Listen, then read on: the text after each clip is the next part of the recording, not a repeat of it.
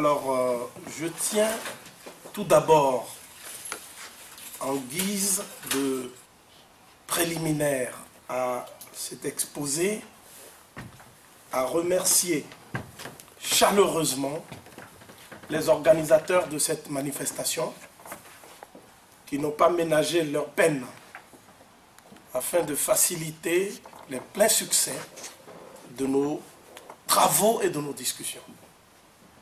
Je déplore que l'assistance soit si clairsemée à une heure tardive de l'après-midi, alors même que le sujet exigeait, je pense, une forte mobilisation et une prise de conscience collective en vue d'un sursaut de notre communauté.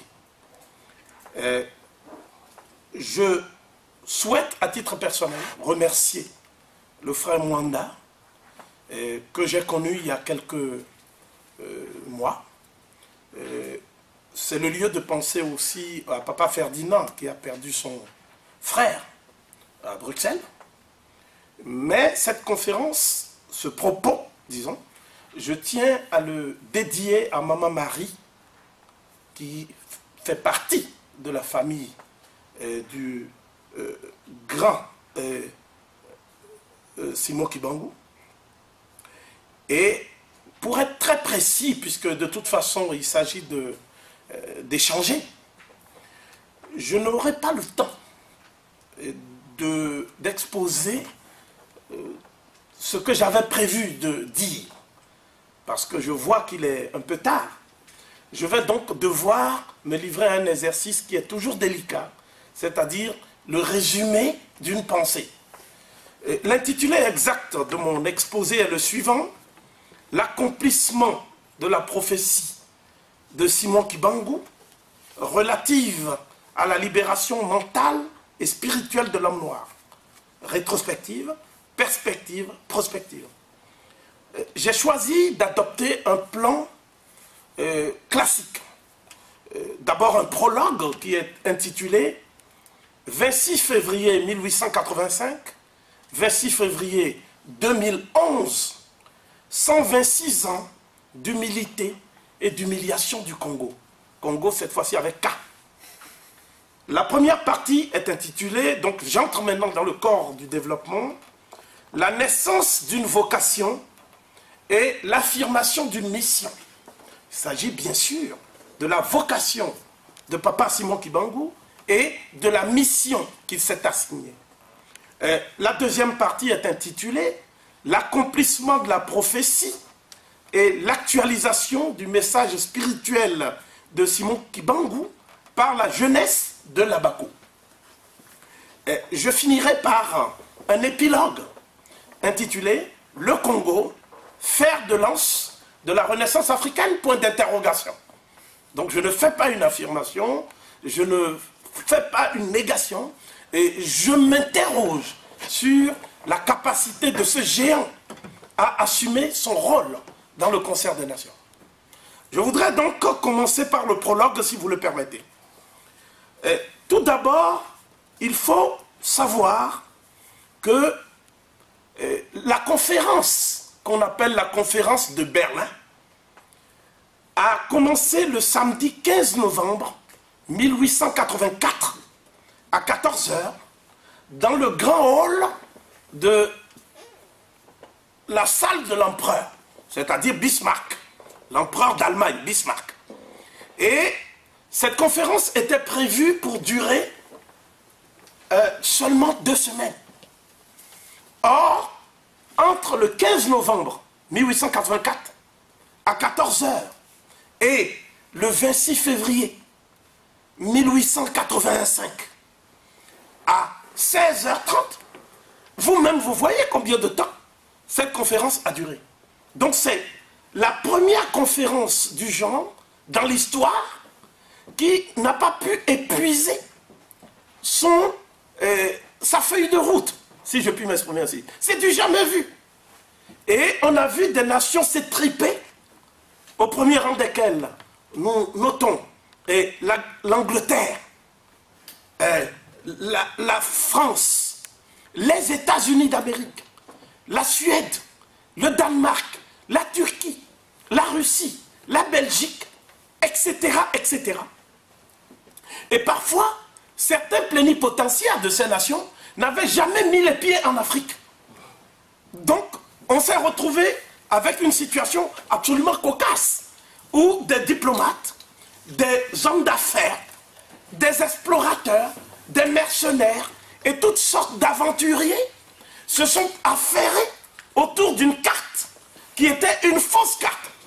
Hein, j'ai prévu de vous la projeter, malheureusement pour des raisons techniques, ça n'a pas pu se faire. C'est la fameuse carte de Kiepert. Kiepert était un cartographe qui pensait que l'Afrique était la continuité du royaume du père Jean, le roi, le Jean.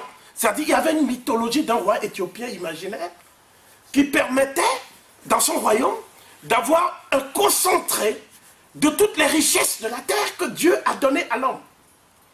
Donc vous voyez, il saute aux yeux que toutes les richesses de la terre n'étaient pas concentrées dans le lieu qu'on appelle la terre sainte de Palestine, encore moins en Europe, qui est le continent par excellence de la mission civilisatrice, mais sur la terre même, où les hommes sont quantité négligeable, sont des sauvages, sont réfractaires à la civilisation, n'ont aucune tradition culturelle digne de ce nom.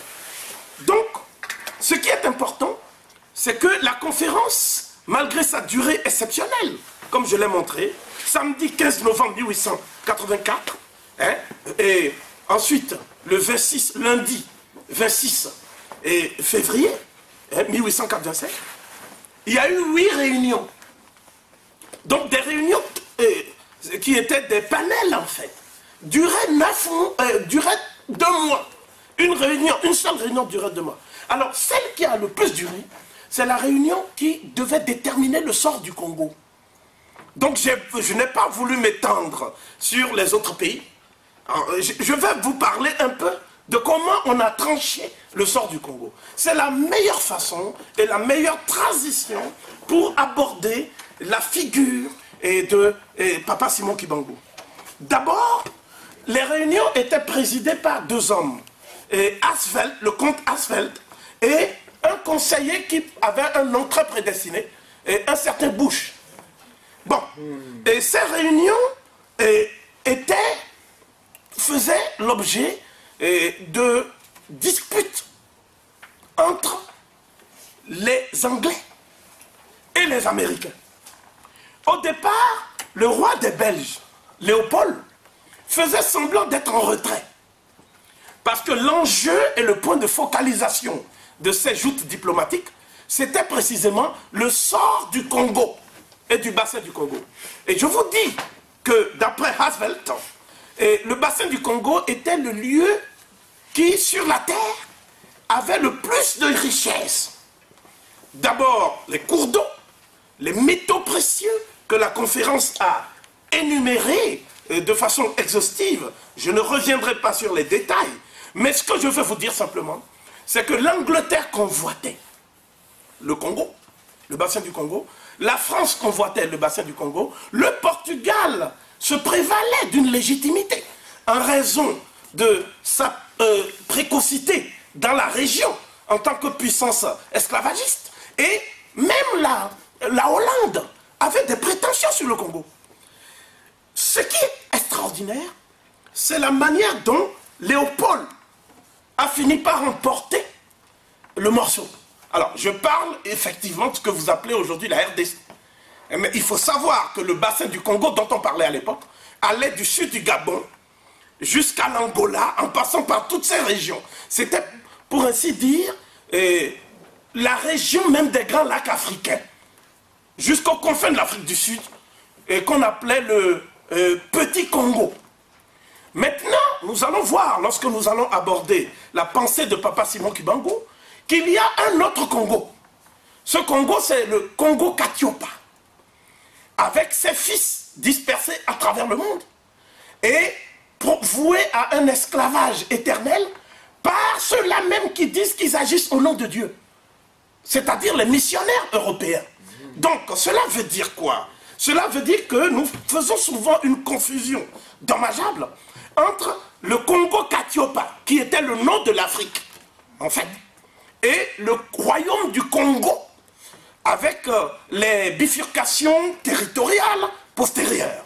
Donc, ce que je veux dire, une fois cette précision faite, c'est que les rivalités entre Sir Édouard Mallet d'Angleterre et les représentants plénipotentiaires des États-Unis ont amené les Américains à dire que finalement c'est l'association.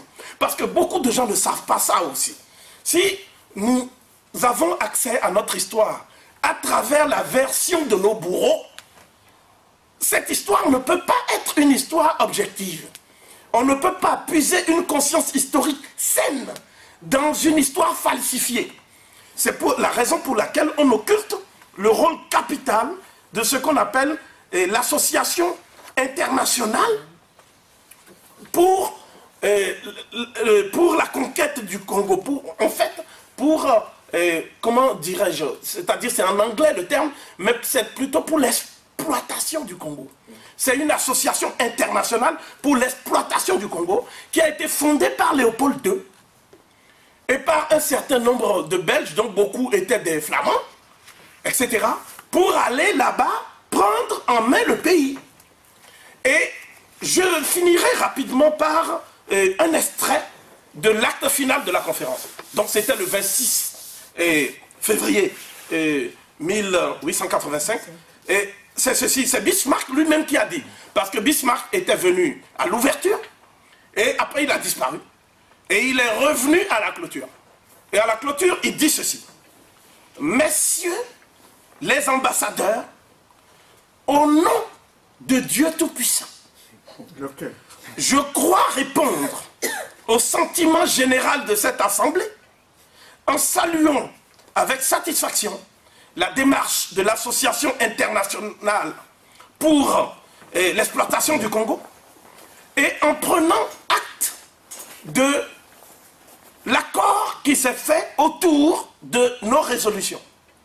Ainsi, le nouvel État du Congo est appelé à devenir un des principaux gardiens de l'œuvre de civilisation européenne, un des principaux gardiens de l'œuvre de civilisation européenne que nous avons en vue. Et je formule des vœux pour que son développement prospère au bénéfice des nations d'Europe et pour l'accomplissement des nobles aspirations de notre illustre fondateur, c'est-à-dire Léopold II. C'est comme ça que ce bout de territoire, qui a fait l'objet encore d'un troisième découpage. Donc, j'avais sur ma clé USB toutes les formes de découpage, etc. Et ce troisième découpage a fait finalement que c'est devenu l'État indépendant du Congo, c'est-à-dire une possession personnelle du roi des Belges. Ce n'est même pas une colonie belge. C'est un État indépendant qui est un domaine, au sens où on parle d'un fief au Moyen-Âge, exclusif, appartenant au roi Léopold. Comme son jardin, quoi. Donc c'est sa chasse à cour. C'est quand le roi est fatigué, il va là-bas pour aller chasser du gibier et pour prendre du bon plaisir. Il faut bien comprendre ça, parce que tant qu'on parle, et vous savez, la charge symbolique, c'est quelque chose d'important.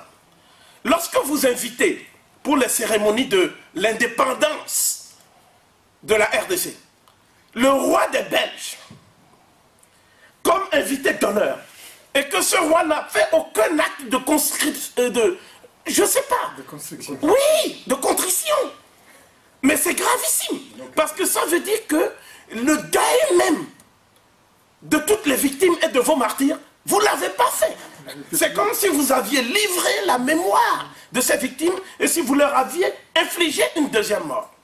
Donc, comment est née la vocation de Simon Kibangu, puisqu'il faut aller à l'essentiel? Je crois que ce qui compte, c'est plus les propositions qu'autre chose. Je dirais d'abord que tout être humain, quel qu'il soit, il a face au monde dans lequel il vit des interrogations qui structurent sa destinée. La première interrogation, c'est d'où viens-je? C'est la question radicale des origines. C'est la plus radicale. La deuxième interrogation, c'est qui suis-je? C'est la question de l'identité. La troisième interrogation, c'est quelle mission suis-je venu accomplir sur Terre? C'est la question de la vocation. Et la quatrième question, c'est où vais-je? Quelle sera ma destinée après la mort? À quel sort nous sommes voués? Quel est notre destin post-mortem ensemble? Ces quatre interrogations, ce ne sont pas tous les hommes qui se les posent. Il y a des hommes qui restent dans la virtualité ontologique, c'est-à-dire ils satisfont juste des besoins physiologiques. Mais il y a des hommes qui se posent ces questions. Mais pour que tu te poses ces questions, il faut qu'il y ait d'abord un milieu dans lequel tu te poses ces questions. Alors je vais dire rapidement qui est Simon Kibangu en partant de l'origine du peuple bantou du Congo. Et il est certain que le peuple bantou du Congo provient, comme les autres peuples de l'Afrique subsaharienne, de la vallée du Nil, dans la région des Grands Lacs, qu'on est en train de saigner là. Donc c'est des autochtones de la région des Grands Lacs. Comment nous le savons? Parce que tous les prêtres de l'ancienne civilisation du Soudan, que ce soit le Soudan méroïtique ou napatéen, ou alors de l'Égypte pharaonique, c'est-à-dire les contrées nilotiques, nous suivons donc ici un mouvement migratoire sud-nord du paléolithique supérieur jusqu'à la période dynastique. Et nous observons que ce peuple avait une vocation extrêmement spirituelle. Et l'étymologie du mot Congo en égyptien ancien, puisque les langues bantoues et l'égyptien ancien ont une parenté génétique que nous devons étudier, il faut étudier les origines aussi de nos langues. Et ce n'est pas tellement chasseur de léopards, c'est dompteur de léopards. Chasseur, ça veut dire on chasse juste pour tuer, pour la viande. Dompter, ça veut dire qu'on connaît le langage du monde animal. Et on sait s'approprier le monde animal. Et donc, tous ceux qui étaient dans cette confrérie, ils avaient un signe distinctif depuis l'Afrique du Sud. Ils portaient des peaux de léopard. Donc on les appelle la confrérie des hommes léopards. Aujourd'hui, nous avons honte de ces choses, parce que nous nous prétendons chrétiens. Mais dans les faits, un Congo, c'est un homme qui connaît les codes et les signes qui permettent de dompter et de se concilier la grâce d'un animal totémique qui est le léopard. C'est un animal divin. C'est un animal qui fait partie de ce qu'on appelle le cercle des dieux ancestraux, primordiaux. Il en résulte donc que pour nous, le peuple bantou qu'on appelle Congo là, est un des peuples les plus élevés et les plus dignes de l'Afrique, qui occupe un des territoires les plus vitaux pour l'Afrique. En d'autres termes, ce que je vais oser ici, c'est ceci, et vous allez mesurer l'enjeu sur la base de ce que je vais dire. Il ne peut pas y avoir de renaissance de l'Afrique sans le Congo. Voilà, parce que le Congo, c'est le cœur de l'Afrique qui saigne. Donc comment pouvez-vous imaginer un jour la libération de l'homme noir, sa libération spirituelle, mentale, qui est le prélude à sa libération économique? Parce qu'on oublie souvent cette dimension. On croit que c'est juste un problème d'argent, un problème de gratte-ciel, un problème de soins, et on nous emmène tout le temps dans une problématique étriquée du développement. Mais non, l'être humain a besoin de s'épanouir. Ce qui est plus important pour l'être humain, c'est la dignité. Alors, Papa Simon Kibangu, c'est qui? C'est celui qui a apporté au Congo la culture de la dignité. Je m'explique. Il y a donc, parmi ceux qui ont apporté des réponses à ces quatre interrogations cardinales dont nous avons parlé, il y a des gens qui, eux, ne surgissent que tous les 5 millénaires dans le cycle de l'évolution de l'histoire. On les appelle, en égyptien ancien, les grands voyants, ou Maou. Les grands voyants. Ils sont grands voyants en quoi?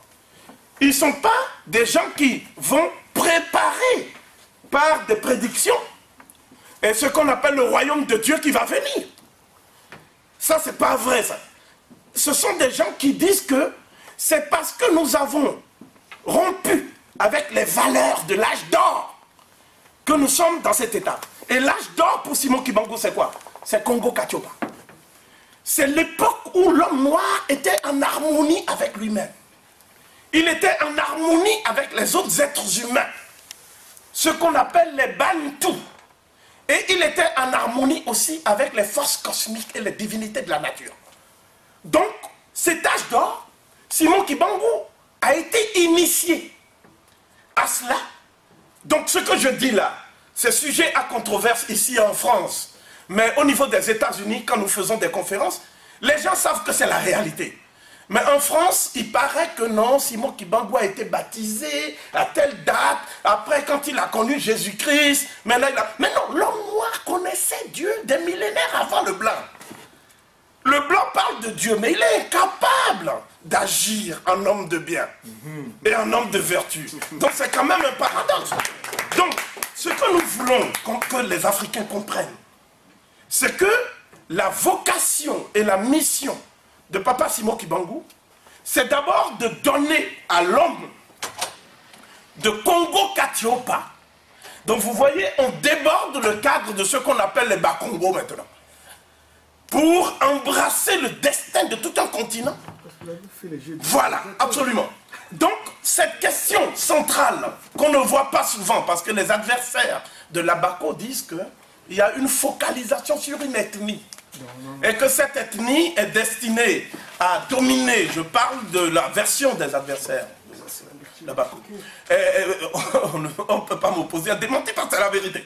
Donc, ça veut dire que les Baluba, les autres ethnies, doivent être sous l'emprise des Bas-Congo et que c'est ça l'a priori de la BACO. Alors, je voudrais dire ici, de la façon la plus claire, que nous avons 3 sources auxquelles nous nous référons. Donc nous allons rapidement faire ce qu'on appelle un condensé, une lecture de ces 3 sources très rapidement. Vous avez un document, donc il vous est loisible de le consulter. Et ce document, nous nous le sommes procurés à la Bibliothèque du Congrès aux États-Unis. Hein? Donc il est référencé, vous voyez bien la référence en bas. Et il date, ce document, du 11 septembre donc 1921. C'est un rapport qui a été fait en Kikongo, puis en flamand, puis en anglais, par des gens infiltrés dans la société secrète de Simon Kibangu, qu'on appelle Kintwadi. Et ces gens qui avaient été infiltrés, je ne voudrais pas donner leur nom, c'est l'histoire, les Makutu, les Mpiodi, les Mukendi et autres. Ils ont donc donné un rapport à Léon Morel, qui était un des policiers, en guillemets, belges. Et dans le rapport, je l'ai produit ce document pour la première fois, parce que je voulais tordre le cou à des documents qui circulent partout, y compris sur Internet, et qui accréditent l'idée selon laquelle Simon Kibangu aurait été condamné pour avoir défendu le christianisme. Donc il faut bien qu'on se comprenne, parce que là, nous avons affaire à une source qui est explicite. Merci. C'est-à-dire que là, nous avons... Alors, rapidement, je prends 3 passages de ce document qui me paraissent très importants. D'abord, Simon Kibangu dit qu'il a reçu une vision. Il a eu une vision. Et que cette vision l'a mis en présence de certains êtres qui ne veulent pas du bien au peuple Congo. Et il les appelle donc des esprits des ténèbres. Et il dit que même parmi les gens qui sont dans le Kintwadi, c'est-à-dire dans le sanctuaire des initiés, il en est qui sont avec ces esprits des ténèbres. Parce qu'on leur fait miroiter une ascension sociale ou que sais-je. Mais il dit que lui, ce qui lui a permis de voir clair, c'est le grand esprit puissant, Nzambi Ampungu. Ce grand esprit puissant lui a permis de sonder le cœur des esprits de la nuit. Parce que ce grand esprit puissant n'a jamais abandonné ses enfants. Ce sont ses enfants qui l'ont abandonné. En se faisant appeler Alfonso Ier, en recevant l'onction des esclavagistes et en disant qu'ils ont une capitale qui s'appelle San Salvador, en abandonnant même leur langue pour étudier le latin et le portugais. Bien. Donc ça veut dire quoi? Ça veut dire que il s'adresse non pas aux gens qui sont dans la RDC actuelle, mais aux nations, toutes les nations de Congo-Katiopa, Kula, Mikangu, Mia Congo-Katiopa, et leurs descendants dispersés sur la terre. Bien.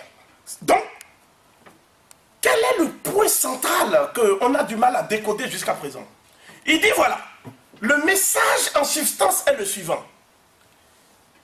Les temps nouveaux s'annoncent où l'homme noir deviendra blanc et l'homme blanc deviendra noir. Bon, maintenant, les blancs, en apprenant ça, on dit mais comment ça l'homme noir va devenir blanc?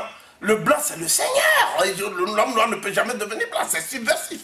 Mais ce qu'il voulait dire ici, c'est que lorsque l'homme noir aura, par les épreuves que le grand esprit puissant lui a envoyé, il aura fait la preuve de sa purification. Il aura abandonné la sorcellerie. Il aura abandonné un certain nombre de pratiques qui ramènent dans le sanctuaire les esprits du mal. À ce moment-là, l'homme noir retrouvera sa place de guide spirituel de l'humanité. Donc les blancs connaîtront de nouveau les épreuves. Mais ce que Simon Kibangu a dit qui est fondamental, c'est qu'il ne faut pas se venger des blancs contre les blancs. Parce qu'on va inaugurer un cycle infernal de haine, violence, haine, violence. Donc il est non violent. Non violent. Et parce que nous, on a cité tout à l'heure Gandhi, mais ce sont les Zoulous. Et que quand Gandhi était avocat là-bas, lui ont appris ces choses-là. Ah oui, Gandhi n'a pas appris ça chez les Ariens, hein, les castes des Ariens. Eux, ils tuaient les intouchables. Ah oui. Bon, donc ça veut dire quoi? Ça veut dire que la non-violence dont on parle, ce n'est pas une attitude de passivité. C'est une attitude d'autodéfense, mais basée sur la morale et les valeurs. Donc il ne faut pas infliger à l'autre, même si c'est un blanc, ce que toi, tu ne veux pas qu'on t'inflige. C'est cette pensée qui s'est révélée subversive pour les missionnaires et tous ces gens-là, qui voulaient que les Noirs adoptent une attitude de haine, déjà entre eux, puis de transfert d'agressivité vis-à-vis du blanc lui-même, le Mundele. Donc ça, c'est ce côté-là qu'on a mis en avant pour le condamner. Mais, pour aller vite, je termine en disant que ce n'est pas lui, Simon Kibangu, qui s'est mis en avant. Parce que tout le monde dit le prophète Simon Kibangu, etc. Que Simon Kibangu avait des ambitions pour lui-même, etc. Non. Simon Kibangu voulait mettre ses ambitions au service de son peuple, et non le peuple au service de ses ambitions. C'est ce détachement que vous voyez même à travers la manière dont il s'habille, la simplicité, la vie d'un saint. Et donc, ce que je veux dire ici, et c'est ça le plus important, Simon Kibangu annonce que quelqu'un viendra, l'envoyé du grand esprit puissant, et combattra les forces de l'iniquité qu'il avait cru à jamais mort. Il va incarner les valeurs spirituelles authentiques du peuple bantou du Congo-Katiopa. Et il va libérer l'homme noir de l'humiliation et de la servitude. Et en faisant cela, il va libérer même l'homme blanc de son complexe de supériorité. Donc il va apporter à l'humanité ce qu'on appelle maintenant l'alliance de la communication Nsingawambila, hein, et toutes les formes de concorde que le christianisme a éloignées de la communauté des hommes. Donc voilà le point focal de la doctrine. Maintenant, je parlerai de l'actualisation et de l'appréciation de la naissance de l'Abako.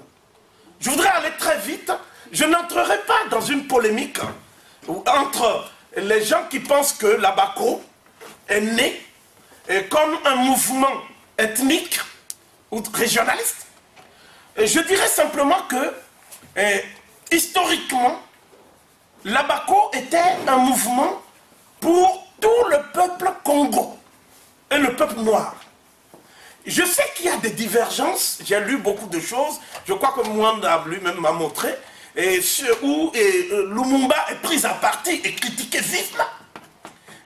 Je fais partie de ceux qui pensent que les voies et les stratégies utilisées par Patrice Emery Lumumba d'un côté et Kasavubu de l'autre sont des voies différentes au niveau de la méthode et de la stratégie. Mais je crois que sur le fond, l'objectif visé de part et d'autre, c'était quand même l'indépendance du Congo. Et il y a eu des sacrifices, des gens ont été tués pour ça. Hein, on parle souvent de l'outrance verbale de Lumumba, mais on parle très peu de son sacrifice finalement. Parce que le don absolu de soi, par soi et pour toute l'humanité, ce n'est pas donné à tout le monde. Il y a des gens qui ont composé avec les Belges, jusqu'au bout. Et certains passent aujourd'hui pour être des directeurs de conscience de la vie politique à RDC. Et ils détournent même la mémoire de Kibangu. Pour dire, finalement, Simon Kibangu, c'était quoi? C'était un homme accommodant pour le système en place. Simon Kibangu, c'était un chrétien qui adorait Jésus et qui voulait que tous les Noirs soient évangélisés. Il y a bien des gens qui actuellement le font. Et c'est même devenu, excusez-moi, je vais oser une expression un peu polémique, mais vous verrez par la suite que tel n'est pas mon esprit est un esprit de concorde. Et c'est-à-dire, c'est devenu le fonds de commerce de certains politiciens. Hein? À l'époque du moboutisme triomphant, je me souviens avoir été à Lubumbashi. Et à l'époque, c'était l'université au Chaba là-bas, à Lubumbashi. Les gens disaient que Simon Kibangu, c'est Mobutu qui est venu accomplir sa prophétie, n'est-ce pas? Et beaucoup sont encore vivants, ils sont actuellement dans le Parlement congolais. Il y a d'autres qui disent non, Simon Kibangu était l'ennemi des Belges, d'autres disent il était ceci, cela. En fait, Simon Kibangu était un visionnaire qui est venu accomplir une mission sacrée. Et je crois que sur cette question-là, je vais terminer sur ça. D'ailleurs, je salue la présence du grand frère qui vient d'arriver. Je terminerai sur ça en disant que le plus important aujourd'hui, dans toute cette histoire, c'est quel est le testament de Simon Kibangu à la jeunesse du Congo, que ce soit le Congo au sens où vous l'entendez aujourd'hui, c'est-à-dire le territoire dénommé la RDC. Nous avons fait une rétrospective pour montrer comment tout ça a été tracé, hein, mais en même temps le Congo-Katiopa, c'est-à-dire l'Afrique et sa diaspora mondiale dans le concert des nations. Moi je pense que pour bien actualiser le message de Simon Kibangu, il faut d'abord partir d'une évidence, c'est que l'homme noir est victime d'un esclavage mental. Il n'aime pas sa propre couleur de peau. Il n'aime pas parler sa propre langue. Il présente des symptômes névrotiques extrêmement préoccupants. Donc on ne peut pas demander à un homme qui est en conflit avec sa propre image de devenir un acteur du développement d'un pays. Donc il y a un travail d'abord à faire. Je pense que c'est la première chose qu'il faut faire si on veut vraiment perpétuer le message de Simon Kibangu. C'est la libération mentale de l'homme noir et sa libération spirituelle. Je ne parle pas d'une religion ici. Je parle des valeurs spirituelles cardinales qui fondent la vie et la coexistence des êtres humains en société. Ça, c'est évident. Et on ne peut pas le faire à partir d'une vision étrangère à l'homme congolais. On ne peut le faire qu'à partir de son héritage et de son patrimoine spirituel, culturel. Ça veut dire qu'on doit sortir de la logique de l'autoflagellation et de la diabolisation des valeurs proprement congolaise. C'est un premier point. Et donc, je pense que sans cela, c'est comme si vous aviez un ordinateur, mais que vous n'avez pas de logiciel. Ça ne peut pas marcher. Donc, c'est la première chose. Et c'est l'héritage de Simon Kibangu. Un jour, j'avais vu Monseigneur Mosengo à Bruxelles, parce qu'il y avait mon ami Moubabingue Bilolo, qui est égyptologue. Et donc, nous travaillons ensemble avec le professeur Bilolo. Et Monseigneur Mosengo avait dit que, en fait, la doctrine des missionnaires congolais, c'est la doctrine de la pierre d'attente. C'est-à-dire que nous, on connaissait un certain nombre de coutumes ancestrales, etc. Mais au fond, l'idée d'un Dieu personnel, le Dieu du salut, le Dieu de la bonté, le noir l'a reçu du blanc. Bah, à partir du moment où vous dites ça, vous ne pouvez pas demander à un peuple d'être en harmonie avec lui-même et d'avoir la force spirituelle de se relever face à tant d'épreuves. C'est difficile. Le deuxième palier de Simon Kibangu, c'est ensuite la famille, parce que c'est la cellule familiale congolaise qui montre la crise des valeurs. D'abord, je dirais le statut de la femme congolaise. Si aujourd'hui, on viole la femme congolaise impunément, on la violente, on l'humilie, on la souille, et que aucune initiative nationale n'est envisagée pour sortir cette femme congolaise de la tourmente, c'est tout simplement parce qu'on ne connaît pas la valeur de la femme comme pilier de la famille. Et c'est à partir de la famille qu'on fait ensuite l'éducation des citoyens. Lorsque toutes les femmes du Congo ont aujourd'hui une haine pour les hommes armés du Congo, c'est-à-dire leurs propres enfants, qui utilisent des armes pour les violer, vous ne pouvez pas concevoir que l'élément féminin de la nation qui est... D'ailleurs, il y a 3 catégories de population marginalisée qu'on peut inclure dans cette stratégie-là. Il y a d'abord les paysans. Regardez les paysans de RDC, leur situation. Il y a les femmes qui sont nos mamans, hein, comme maman Marie ou d'autres. Et puis il y a la jeunesse aussi qui est en exil, qui fuit le pays. Parce que la jeunesse n'a pas d'espoir dans son propre pays.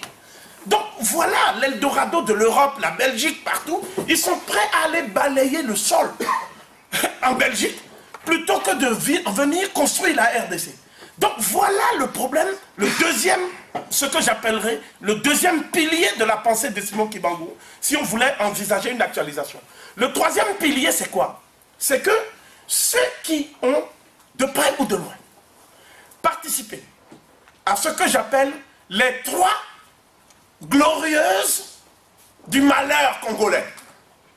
Tous les politiciens qui, de près ou de loin, ont traversé ce siècle, ont assisté à la sécession katangaise, à toutes les formes de sécession, au pillage et à toutes les formes de guerre civile au Congo. Il ne faut pas qu'ils continuent à diriger le Congo. Parce que le Congo ne peut pas être la terre de l'impunité et la terre de la tolérance et de la licence. Il faut qu'à un moment donné, un homme politique, c'est pour ça qu'on dit qu'un politicien doit être responsable. Un homme politique doit assumer au plan de la nation ce qu'on appelle ses actes politiques. Donc il faut faire ce qu'on appelle un inventaire et un bilan de la classe politique congolaise. On ne peut pas concevoir que des gens se métamorphosent pour pérenniser leur survivance politique et leur carrière au détriment de la situation et de la tragédie congolaise. Donc tous ceux qui ont pris part, on la souille, et que aucune initiative nationale n'est envisagée pour sortir cette femme congolaise de la tourmente, c'est tout simplement parce que on ne connaît pas la valeur de la femme comme pilier de la famille. Et c'est à partir de la famille qu'on fait ensuite l'éducation des citoyens. Lorsque toutes les femmes du Congo ont aujourd'hui une haine pour les hommes armés du Congo, c'est-à-dire leurs propres enfants, qui utilisent des armes pour les violer, vous ne pouvez pas concevoir que l'élément féminin de la nation qui est... D'ailleurs, il y a 3 catégories de population marginalisée qu'on peut inclure dans cette stratégie-là. Il y a d'abord les paysans. Regardez les paysans de RDC, leur situation. Il y a les femmes, qui sont nos mamans, hein, comme le maman Marie ou d'autres. Et puis il y a la jeunesse aussi qui est en exil, qui fuit le pays. Parce que la jeunesse n'a pas d'espoir dans son propre pays. Donc voilà l'Eldorado de l'Europe, la Belgique, partout. Ils sont prêts à aller balayer le sol en Belgique, plutôt que de venir construire la RDC. Donc voilà le problème, le deuxième, ce que j'appellerais le deuxième pilier de la pensée de Simon Kimbangu, si on voulait envisager une actualisation. Le troisième pilier, c'est quoi? C'est que ceux qui ont, de près ou de loin, participé à ce que j'appelle les 3 glorieuses du malheur congolais, tous les politiciens qui, de près ou de loin, ont traversé ce siècle, ont assisté à la sécession katangaise, à toutes les formes de sécession, au pillage et à toutes les formes de guerre civile au Congo. Il ne faut pas qu'ils continuent à diriger le Congo. Parce que le Congo ne peut pas être la terre de l'impunité et la terre de la tolérance et de la licence. Il faut qu'à un moment donné, un homme politique, c'est pour ça qu'on dit qu'un politicien doit être responsable. Un homme politique doit assumer au plan de la nation ce qu'on appelle ses actes politiques. Donc il faut faire ce qu'on appelle un inventaire et un bilan de la classe politique congolaise. On ne peut pas concevoir que des gens se métamorphosent pour pérenniser leur survivance politique et leur carrière au détriment de la situation et de la tragédie congolaise. Donc tous ceux qui ont pris part de près ou de loin à la tragédie congolaise doivent devant un grand conclave de la nation dire et reconnaître leur bilan, assumer leurs actes, de manière à ce qu'il y ait ce que moi j'appelle maintenant un renouvellement de la classe politique congolaise. Nous entrons donc dans une phase nouvelle, c'est celle du renouvellement de la classe politique africaine et congolaise. Tant qu'on ne fait pas ça, parce que qu'est-ce que je vois maintenant? Je vois que, voilà, il y a M. Tshisekedi qui va être candidat. À côté, on discute pour savoir qui va représenter la sensibilité de Jean-Pierre Bemba, ainsi de suite, ainsi de suite.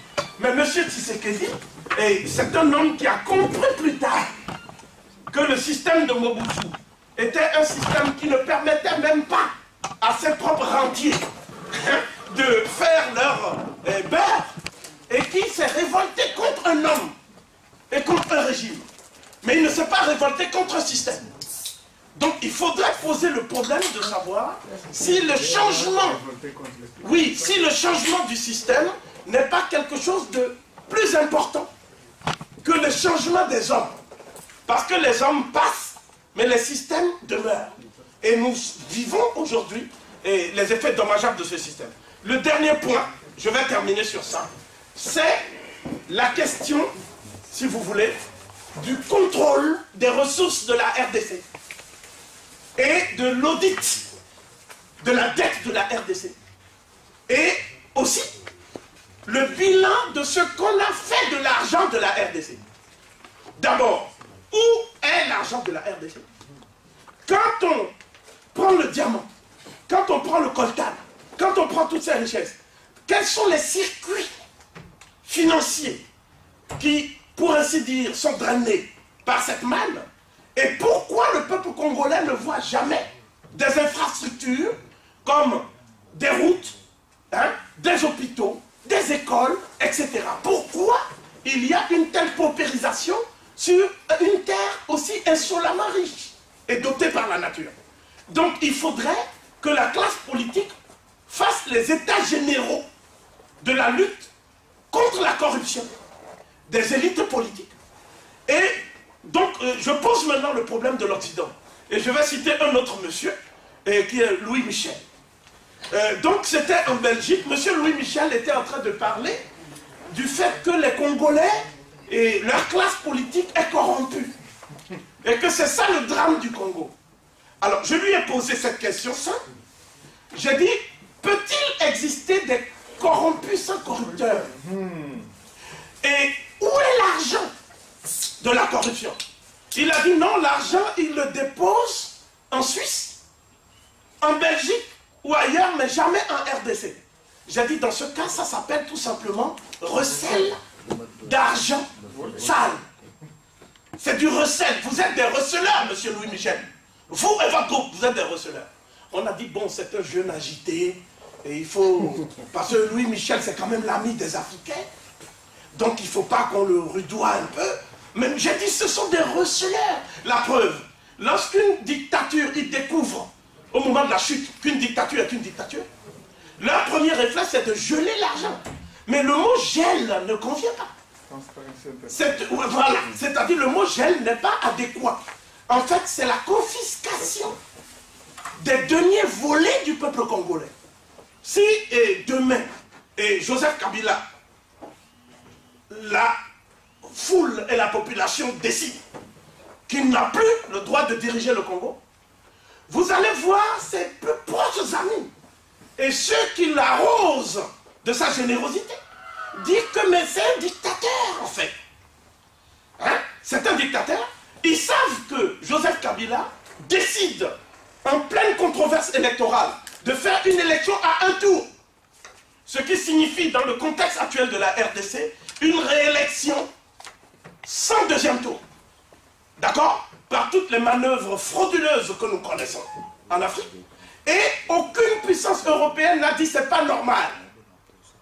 On n'a même pas fait un référendum d'initiative populaire. On a pris quelques politiciens corrompus et on leur a dit signez que c'est comme ça. Mais ces politiciens qui ont fait cet acte de forfaiture, ils doivent répondre devant le peuple congolais. Pourquoi cette impunité? Vous voyez bien ce que je veux dire. Et qu'est-ce qu'on constate aussi? Les hommes qui ont mis Joseph Kabila là, qui lui ont donné l'onction et un semblant de suffrage populaire, ces mêmes hommes disent maintenant qu'ils sont candidats pour être président à leur tour. Mais pourquoi ils ont pris tant de temps pour comprendre que ce régime n'était pas un régime qui servait la nation? Je parle ici de Vital Kamerhe. Donc, je vais conclure en disant que l'actualisation de la pensée de Simon Kibangu ne peut pas être l'œuvre de la génération congolaise qui a bradé le pays. Il faut qu'on soit clair. On ne peut pas utiliser le message du plus vieux prisonnier de conscience de l'histoire universelle. Vous savez bien que Nelson Mandela au moins est sorti. Il est même devenu président. Mais l'autre, il est mort là-bas. Il est mort en prison. Voyez bien. Donc, je ne vois pas comment les Congolais ont cette prétention à dire, d'ailleurs c'est Mobutu qui a fait cette messe-là, et voilà, Lumumba c'est le héros national. Et ils ont fait une parade avec la photo de Lumumba, où son bourreau dit, voici le héros national. Et tous les Congolais disent, nous allons fêter le héros national, mais ils évitent d'appliquer la pensée panafricaine de Lumumba. De la même façon, les militants de l'Abaco qui sont morts pour l'indépendance et la dignité de l'homme congolais, en continuité avec la pensée de Simon Kibangu, comme nous l'avons montré depuis tout à l'heure, ces militants de l'Abaco, aujourd'hui, on utilise leur combat pour essayer de faire le contraire, c'est-à-dire donner aux Occidentaux et brader les ressources du peuple congolais. Et on appelle ça le nationalisme congolais. Mais ce n'est pas sérieux. Donc il faut une nouvelle génération de Congolais. Et moi, la raison pour laquelle j'ai accepté de participer à cette rencontre, c'est d'abord parce que ceux qui sont venus, que ce soit le frère, le vice-président, que ce soit le frère Mwanda ou la sœur, vous voyez, ce sont des gens qui sont nés, ils n'ont jamais connu la colonisation. Mais ils ont été au contact de l'homme blanc. Ils ont vécu en symbiose avec l'homme blanc.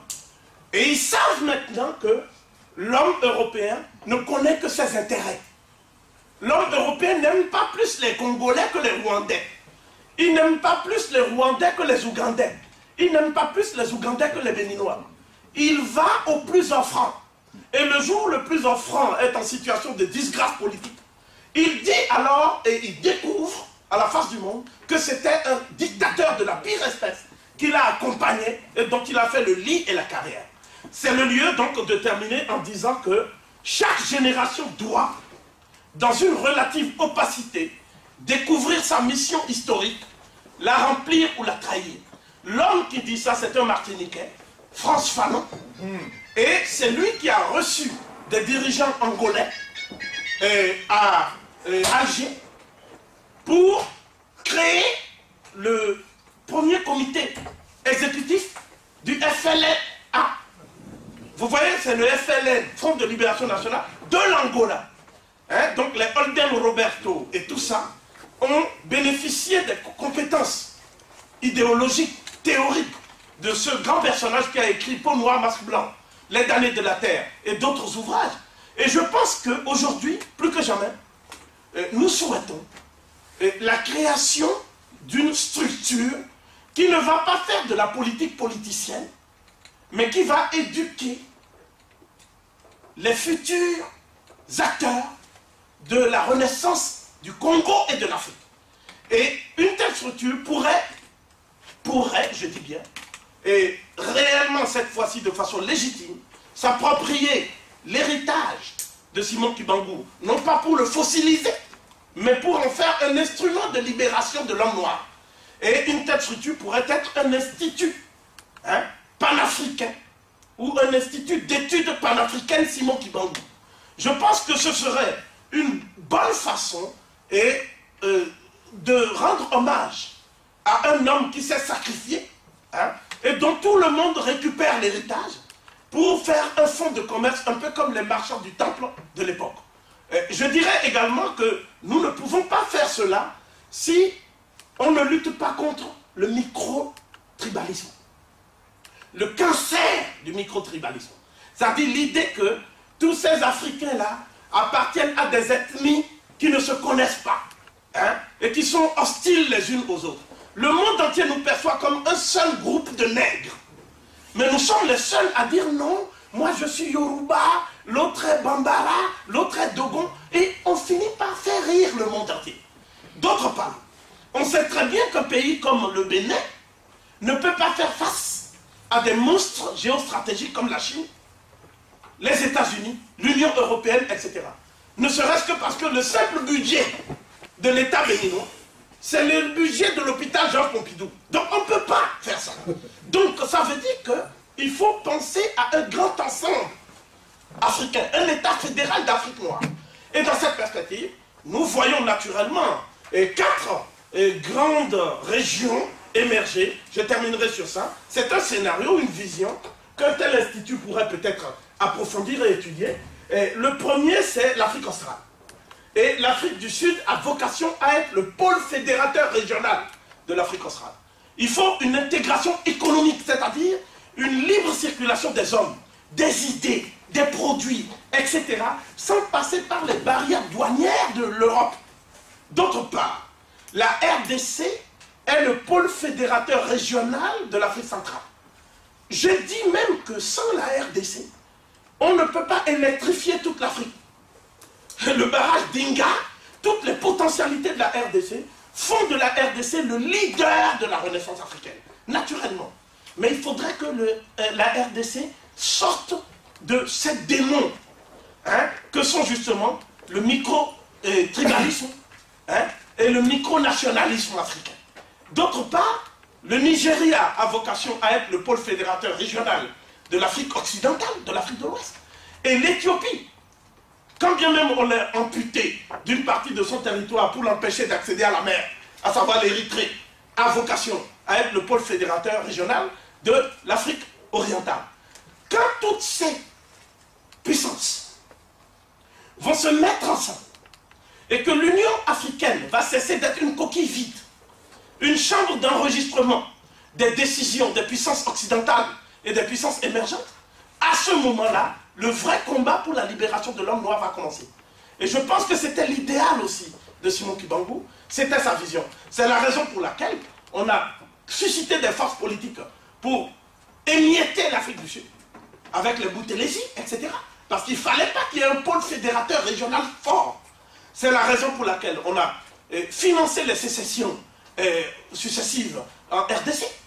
C'est la raison pour laquelle on a financé une guerre civile au Nigeria pour faire même battre sur le pétrole du Nigeria. Ça a donné la sécession du Biafra avec Ojukwu. C'est la raison pour laquelle on a fait de même pour l'Éthiopie, en faisant que l'Érythrée, tous ces pays-là disent qu'ils sont souverains, alors qu'on sait très bien que ces pays ne peuvent pas exercer la souveraineté internationale, faute d'une réelle politique de sécurité, de défense, etc. Donc la vision de Simon Kimbangu n'est pas seulement une vision spirituelle, il faut l'actualiser au plan même des luttes pour les droits humains, les droits de l'homme, les droits de la femme congolaise, et il faut l'actualiser au niveau de ce que j'appellerais toute l'Afrique et le monde noir en général. Aux États-Unis, il y a un institut Simon Kimbangu qui fait des études de tous les documents dont nous avons fait état, proviennent pour l'essentiel de ces sources. Et ces documents sont inconnus même de l'élite congolaise. Donc je pense que ce paradoxe-là, il faudrait sortir de ce piège mortel et que le colonialisme et l'impérialisme de l'Occident nous imposent. Et en ce faisant, il faut renouveler les hommes politiques. Il faut renouveler nos dirigeants. Il faut des dirigeants qui soient à l'image de l'homme africain tel que nous l'imaginons et nous rêvons. Que des dirigeants qui soient au service de leur population et non pas au service de leurs propres intérêts et de leur propre clan. Je pense que c'est une façon d'introduire le débat. Nul doute qu'il y aura d'autres idées, d'autres perspectives, et qu'il y aura même un débat, un échange contradictoire. Et c'est tout le souhait de cette introduction. J'avais dit à mes jeunes frères que je serais un peu polémiste, et que ceux qui n'ont pas l'habitude de ce style de discussion, il faudrait que d'avance, ils les rassurent en disant que c'est parce que c'est la figure de Papa Simon Kimbangu qui nous met dans cet état-là. Et je voudrais vous demander aujourd'hui de travailler ensemble, tous les fils de la RDC, quelles que soient vos appartenances ethniques, quelle que soit votre carrière professionnelle, votre diplôme, etc., pour le bien et le relèvement de votre peuple. Voilà, je vous remercie.